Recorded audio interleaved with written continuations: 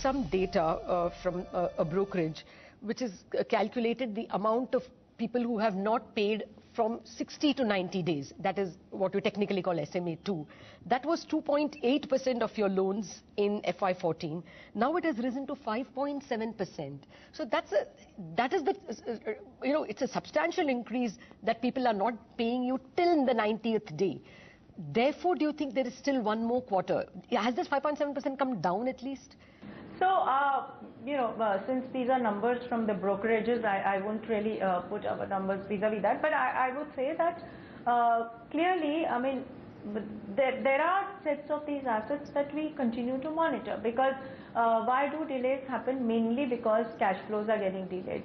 There are certain claims pending, whether in the government, departments, SEBs and so on, that have not come. As I said, the projects where maybe the cash flows have not started.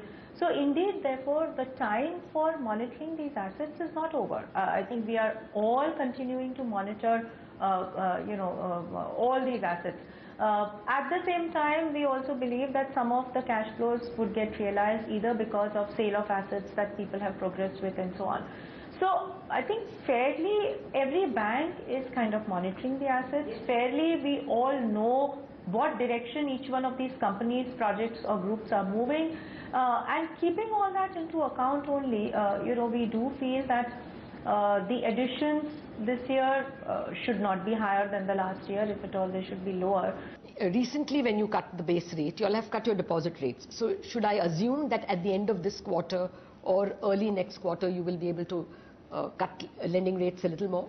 Yes, I think the lending rates would come down even further, irrespective of the repo rate change, because the deposit rates have continued to go down, and as that impact gets translated, and it will get translated more and more in the cost of funds, base rates will come down even more. Are small savings such a big challenge? I mean, if they come down, will your deposits become really that much more attractive? I think it's actually the other way around. That is, if the deposit rates continue to come down continuously and the small savings rates do not change, then people would want to divert some amount of their savings to small savings. So, in order for deposits to continue to remain as attractive as any other financial savings, the rates have to move in tandem.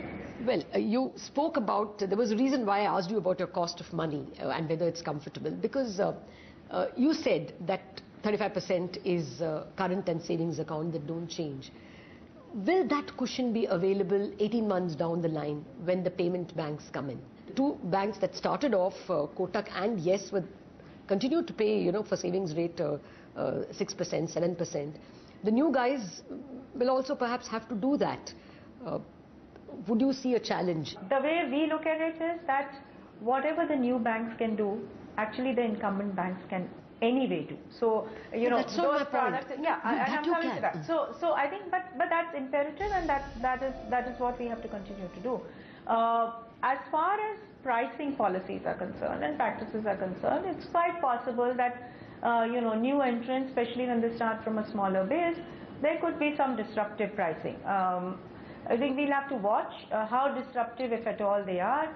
How long can disruptive pricing mechanisms be sustained, even if they are disruptive?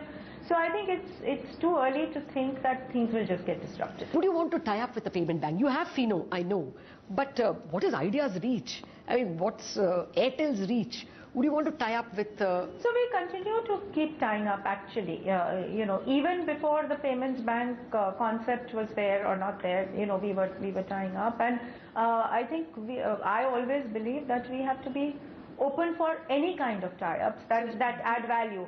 At the same time, even before waiting for those to happen, you continue to offer your products. When we launched the product called Pockets, it is much more than a payments bank actually.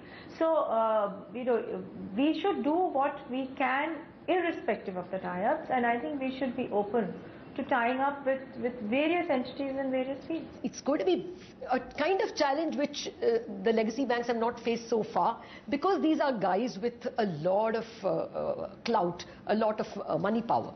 I would more put it like this, that in this ever-changing world, in any case, your business models need to keep getting redefined all the time, and that's. But the industry will see inorganic moves. You think somebody will be buying up a payment bank license, or payment banks buy one another? Yes, of course. You expect that to happen as soon as a year or 2 years?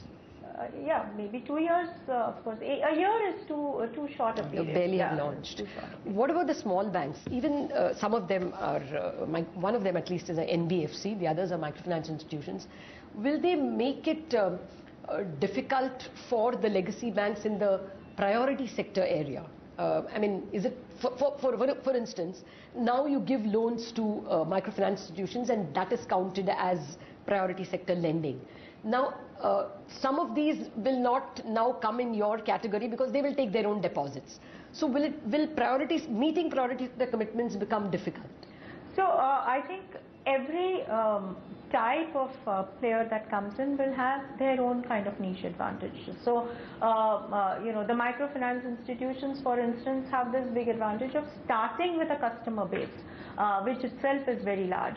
And yes, therefore, they have direct access to the priority sector kind of lending.